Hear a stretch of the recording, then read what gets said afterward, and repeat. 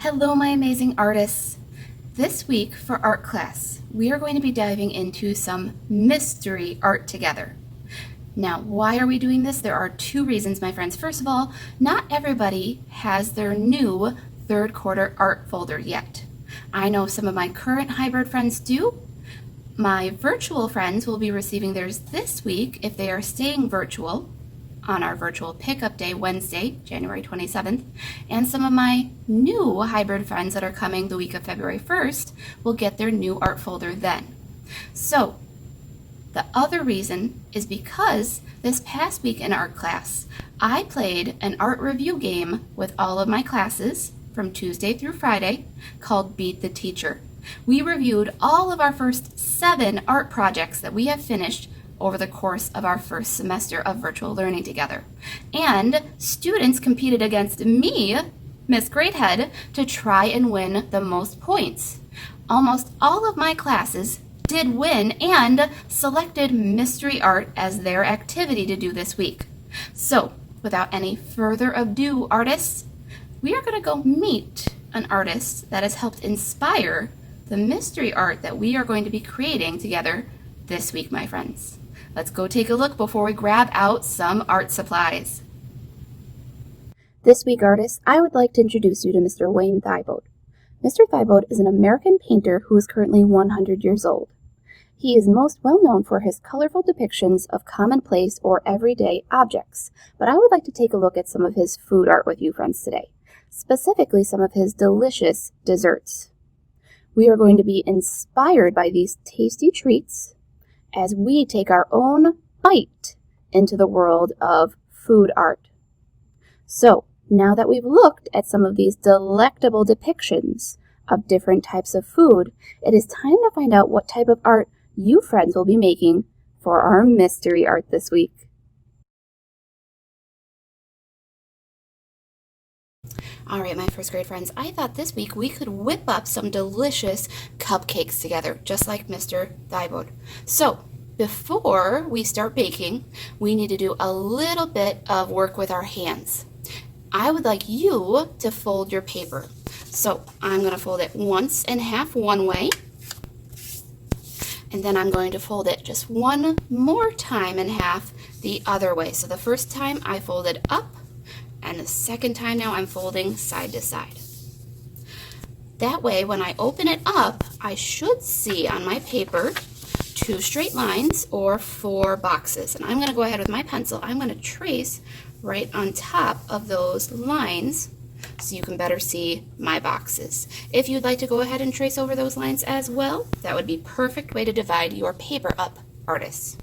So, now that we have our paper divided, let's make 4 different types of cupcakes today. Now, in order to start with a cupcake, we're going to want to have a wrapper for our cupcake to sit in.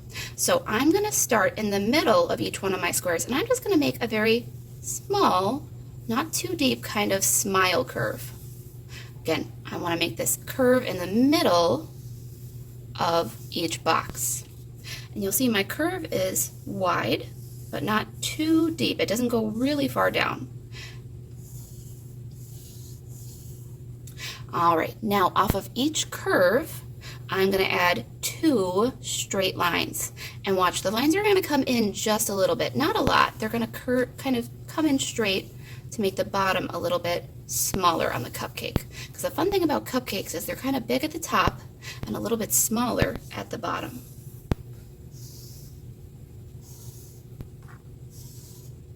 Now, below those 2 lines, I'm going to add 1 more smile curve, just to connect those 2 lines.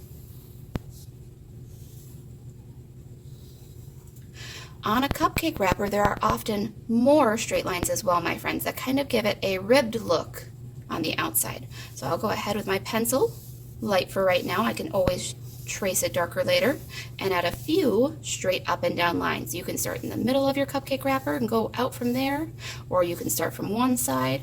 Either way, my friends, but add a good number of straight lines onto your cupcake wrappers as well.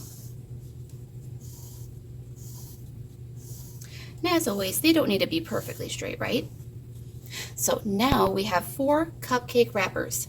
We need to decide what kind of frosting we're going to put on our cupcake. Now, before a cupcake has frosting, it looks kind of like a muffin top. It's just a very round top. So draw that part lightly. Don't draw it too hard, this part, because we might want to erase it when we put our icing on top, right? So there's the top of my cupcakes right now. Time to add some icing. Maybe on one of mine, my icing might just be kind of a blob sitting on top of my cupcake. And maybe I'll even add a little cherry on top of it too. Now I need to erase the top part of my cupcake that is inside the icing, because obviously that would be behind my icing. You wouldn't be able to really see it. Another way I could do icing is using my bouncy line. I could start by bouncing just gently across part of my cupcake top, and then I can bounce it up above my cupcake top as well, just to give it some fluffy icing. Again, any lines that are inside of your icing should disappear with your eraser then. Maybe I could also try a kind of spiraling type of icing. This is the toughest one, my friends, so I like to start by making another curve above and turning it into kind of a shape smile. And then I'll add another one above that comes in a little bit, maybe even a second or third one. And at the very top, I want to add just a little bit of a point that my icing might come to. Again, any lines inside of my icing will disappear.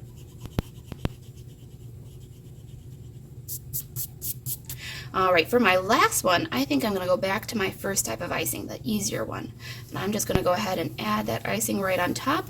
And maybe this time inside of my icing, I might add some sprinkles. Oh, I love sprinkles.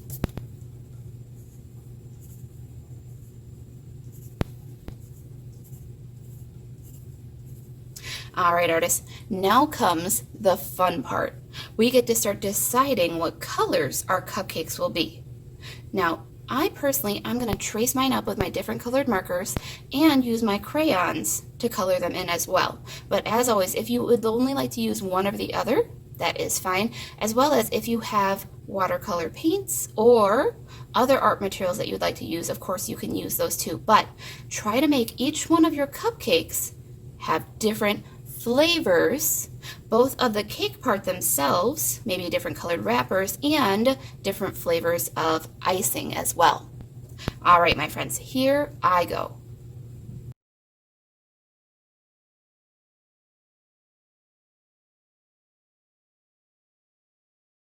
Here are my 4 cupcakes. And again, I made them different flavors as well as different frostings. But there is one last step that we need to do to finish off our cupcakes.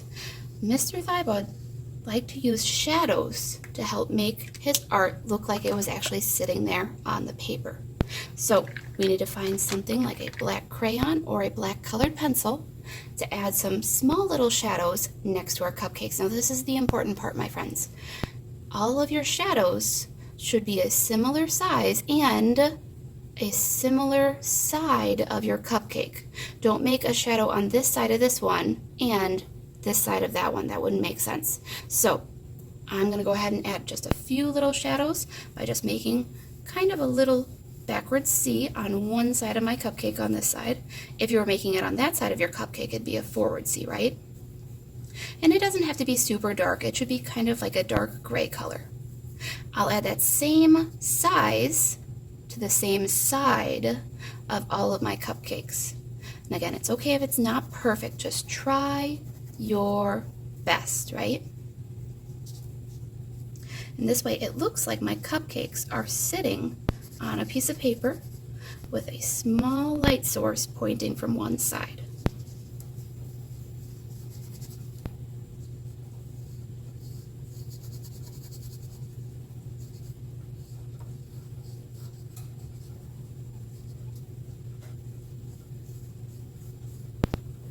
All right, artists, there are my 4 cupcakes. Again, you can choose different flavors, you can move your shadows to the other side, and you can even make your cupcakes big or smaller than I did. Now, this week, artists, you do not have to turn in a picture of your artwork if you do not want to, because not everybody has their new art folders yet. This is not an art project that I'm going to be grading, okay? So if you just want to keep this artwork at home, or if you would like to send me a photo, either is okay. And I want to thank you, friends, for your patience. We will be starting new art projects next week, February 1st, with our new art folder as well. Okay, my friends? So I hope you had a tasty time trying some Wayne Thiebaud inspired art. And as always, have fun creating, my friends.